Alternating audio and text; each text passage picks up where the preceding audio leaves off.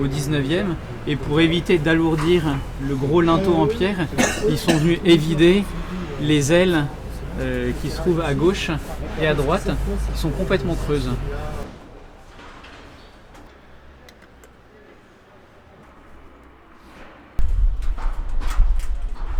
La difficulté a été de conserver, de faire le raccord de teinte entre la partie ancienne et la partie neuve, pour pas que ça choque à l'œil et que visuellement, en fait, d'en bas, qu'il n'y ait pas de différence entre la partie neuve et la partie ancienne.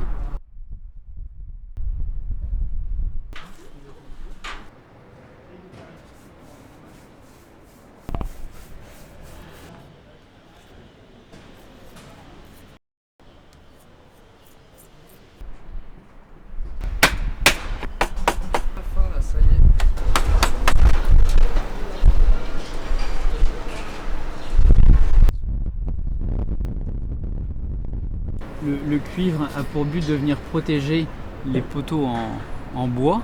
Ce sont des grandes feuilles de cuivre qui sont pliées, retournées et assemblées pour assurer une parfaite étanchéité à l'eau.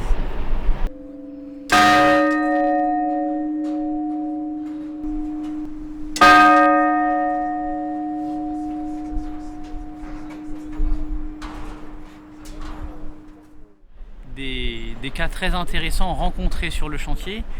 Le premier, c'est peut-être les épis de toiture qui viennent couronner les deux clochers.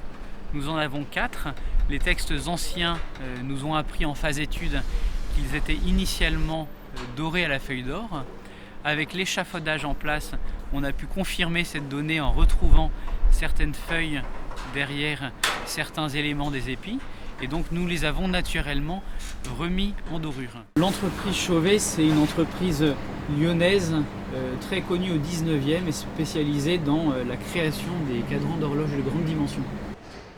Date du 17e, qui a été modifiée après la Révolution française. On avait initialement au milieu une fleur de lys qui a été supprimée et remplacée par des volutes inversées. Et donc le travail a consisté à restaurer les remplages et nettoyer les vitraux. En fait, la façade a été financée par le consulat, on dirait aujourd'hui la mairie, la ville de Lyon. Mais ils ont choisi de porter sur la façade le blason de France et Navarre, donc le blason royal. Ce qui était assez étonnant, plutôt que le blason de la ville de Lyon.